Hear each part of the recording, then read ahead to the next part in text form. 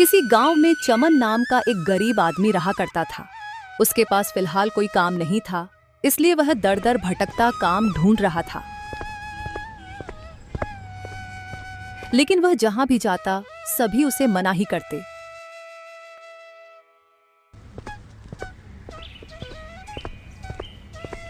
इसी तरह एक दिन में घूमता घूमता वह राशन बेचने वाले व्यापारी के पास पहुंच जाता है।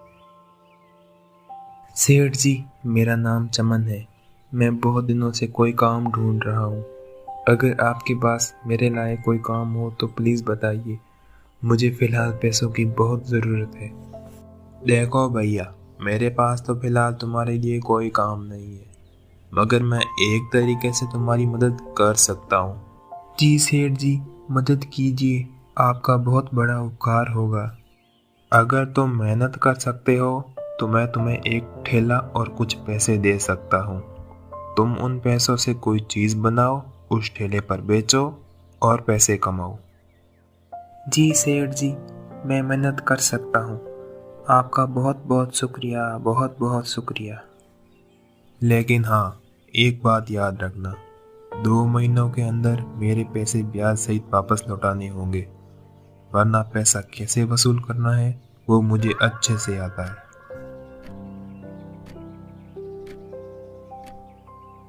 चमन थोड़ा सा डर जाता है, लेकिन हिम्मत करके ठेला और पैसे लेकर घर आ जाता है।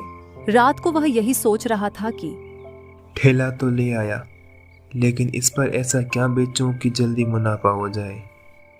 आप पानी पूरी क्यों नहीं बेचते? वो बहुत ही अच्छा काम है जो हर सीजन में चलता ही रहता है। मुझे लगता है तुम सही कह रही हो।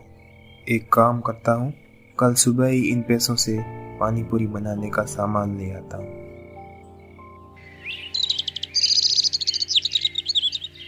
चमन मसाला बनाता है और चमन की पत्नी पूरी तलती है। दोनों ने मिलकर पानी पूरी तैयार कर ली। अब अगली सुबह हो जाती है। चमन ठेला लेकर पानी पूरी बेचने निकल जाता है।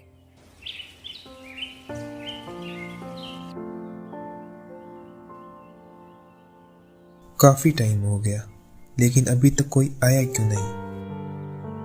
तभी 2 लोग वहां आते हैं और उसका हौसला बढ़ाते हैं। अरे चमन भाई, यह तुमने बहुत ही अच्छा काम शुरू किया है। वैसे भी गांव में कोई गोलगप्पे वाला नहीं है, तुम्हारी तो खूब बिक्री होगी। तुम बस थोड़ा सब्र रखना। अब जल्दी से 2 प्लेट लगा दो, बहुत भूख लगी है। चमन को उनकी बातों से बहुत हिम्मत मिली। अब धीरे धीरे उसका धंधा भी चलने लगा। इसी तरह 1 महीना बीत जाता है और अब तो उसके पास ग्राहकों की भीड़ रहने लगी। अब काम बहुत ही अच्छा चल रहा है। अगर ऐसे ही चलते रहा तो सेठ जी के सारे पैसे चुका दूंगा। पर अब मेरा काम बहुत बढ़ गया है। किसी को काम पर रखना होगा ताकि जब ज्यादा ग्राहक हो तो मदद रहेगी। सुना है आप बहुत ही अच्छी पानी पूरी बनाते हो, जरा हमें भी खिलाइए। हाँ हाँ जरूर, क्यों नहीं। सेठ जी, मुझे काम चाहिए था। अगर आसपास किसी को काम की जरूरत हो तो मुझे बताइएगा। अरे आसपास छोड़ो, मुझे खुद एक आदमी चाहिए था काम के लिए। और देखो, तुम आ गए। कितने संयोग की बात है। भगवान की लीला भी न्यारी है।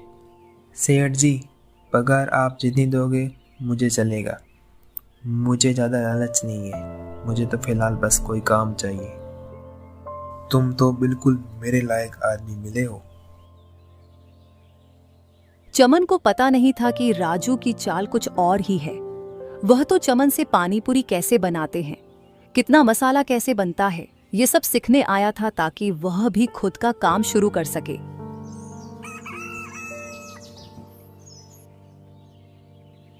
सेठ जी, आप मुझे भी सिखा दीजिए ताकि जब ज़्यादा कस्टमर हो तो मैं जल्दी से मसाला तैयार कर सकूं। बेचारा चमन तो भोला था, उसे राजू की चाल कहाँ समझ आती।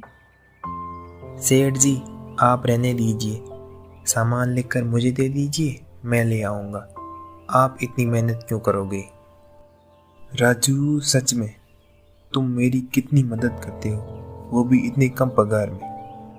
आपकी नहीं, ये तो मैं खुद की ही मदद कर रहा हूँ, मेरे प्यारे भोले सेठ जी। आखिर वह दिन आ ही गया। अब राजू लगभग हर चीज सीख चुका था। एक दिन उसने भी चमन के पास ही खुद का ठेला लगा दिया, जिस पर उसने लिखा दिल्ली के गोलगप्पे। राजू का यह कुछ नया ही आइडिया था कस्टमर को अपनी तरफ खींचने का। राजू, तुमने मुझे धोखा दिया। तुमने मेरे ही साथ रहकर पीठ पीछे छुरा घोंप दिया। अबे ए, मैं तेरी कोई प्रेमिका नहीं हूँ जो तुझे धोखा दूँ। ये तो दुनिया का दस्तूर है, पर क्या करें, तो कुछ ज्यादा ही बोला है। राजू ने चमन के आधे से ज्यादा ग्राहकों को अपनी ओर खींच लिया था, क्योंकि उसने दिल्ली के स्पेशल गोलगप्पे लिख रखा था, तो लोग भी उसी के पास आते। ऐसे ही 2 महीने बीत चुके थे। अब व्यापारी भी चमन से पैसे मांगने लगा। चमन की अब इतनी कमाई नहीं होती थी, तो वह व्यापारी के पैसे कैसे चुकाता। देख चमन, 2 महीने पूरे हो गए हैं। अब तुझे और 2 दिन का मौका दे रहा हूँ, वरना तुझे तो पता ही है मैं क्या कर सकता हूँ। अब मैं इतने सारे पैसे कहाँ से लाऊंगा। अब चमन की जिंदगी में एक बहुत बड़ा मोड़ आने वाला था, जिसका उसे अंदाजा नहीं था। वह रोज की तरह उसी जगह अपना ठेला लगा देता है। तभी वह सुनता है कि कुछ लोग आने वाले तूफान की बात कर रहे थे। अरे भाई, लोग सुना है कि नहीं, अगले 2 दिन भयंकर बारिश होने वाली है। सब लोग अपने घर पर ही रहना। पानी कितना भी भर सकता है, फिर निकलना मुश्किल हो जाएगा। चमन के पैरों तले जमीन खिसक गई थी। एक तो पहले ही राजू से मिले धोखे के कारण उसका धंधा नहीं चल रहा था, अब ऊपर से यह तूफान।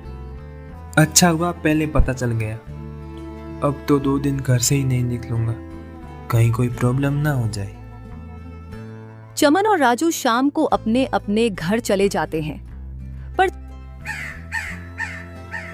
चमन अपने ही विचारों में खोया हुआ था। चाहे कितनी भी बारिश क्यों ना हो, मैं तो कल जाऊंगा, वरना मेरा ठेला तो हाथ से जाएगा ही, और सेठ जी ना जाने मेरा क्या हाल करेंगे। चमन बाजार में आ जाता है। उस दिन इतने लोग नहीं थे, सबको तो आने वाले तूफान का डर था। चमन के पास भी केवल कुछ ही ग्राहक आते हैं, लेकिन रोज की तरह नहीं था। चमन भाई, बारिश के डर से कोई नहीं आया, पर तुम्हें डर नहीं है क्या? मेरे लिए काम सबसे पहले है। कोई भी आंधी तूफान मुझे मेरे काम करने से नहीं रोक सकता। दोपहर के 12 बजे तक पूरा गांव काले बादलों से घिर चुका था। तेज आंधी तूफान शुरू हो गया। इससे पहले कि चमन कहीं सहारा लेता, बारिश भी शुरू हो जाती है। ऐसी बारिश जो पहले कभी नहीं आई। 10 मिनट में तो पूरी सड़कें पानी से लबालब हो गई थी। फिलहाल मुझे इसी पेड़ के नीचे रहना चाहिए, बाहर बहुत खतरा है। तभी अचानक एक तेज रफ्तार कार आती है और चमन के सामने ही पलट जाती है। चमन घबरा गया। आसपास कोई नहीं था, इसलिए उसे अकेले ही मदद करने जाना पड़ता है। वह देखता है एक 18 साल का लड़का कार में था। इस लड़के को तो बहुत चोट लगी है, मुझे इसे जल्द से जल्द हॉस्पिटल ले जाना होगा, नहीं तो ज्यादा खून बहने से इसकी मौत भी हो सकती है। चमन किसी तरह उस लड़के को अस्पताल ले जाता है। डॉक्टर उसका इलाज करते हैं। चमन बाहर खड़ा था, तभी लड़के के पिताजी वहां आ जाते हैं। दरअसल वह लड़का शहर के सबसे अमीर आदमी धनराज का इकलौता बेटा था। डॉक्टर उनको अंदर बुलाते हैं। डॉक्टर दिखाओ। अगर थोड़ी सी भी देर हो जाती तो ज्यादा खून बहने से इनकी मौत भी हो सकती थी। पापा, ये अंकल सच में भगवान है। इतनी तेज बारिश में भी बिना अपनी परवाह किए इन्होंने मेरी मदद की। धनराज चमन के पैरों में पड़ जाता है। चमन उनको खड़ा करता है। तुमने मेरे बेटे की जान बचाई। तुम मुझे बताओ, तुम्हें क्या चाहिए? घर, गाड़ी, नौकर, पैसा, बोलो तुम्हें क्या चाहिए? इतना कुछ होने के बाद भी चमन में बिल्कुल भी लालच नहीं आया। मुझे कुछ नहीं चाहिए, मैं तो बस एक गरीब पानी पूरी बेचने वाला हूँ। मुझे एक व्यापारी को उसके पैसे लौटाने हैं। अगर थोड़ी मदद मिल जाती तो आपका बहुत उपकार होता। धनराज को चमन की ईमानदारी का एहसास हो गया था। उसने चमन को पैसे दिए और उसके लिए एक बड़ी सी दुकान खोली, ताकि उसे बारिश में भी कोई दिक्कत ना हो। धनराज की दुकान देखकर अब राजू को भी अपनी गलती का एहसास हो गया था। उसने पानी पूरी बेचना बंद कर दिया और कोई दूसरा काम करने लगा। चमन को उसकी ईमानदारी का फल मिल चुका था और अब वह आराम से अपनी जिंदगी जीने लगा।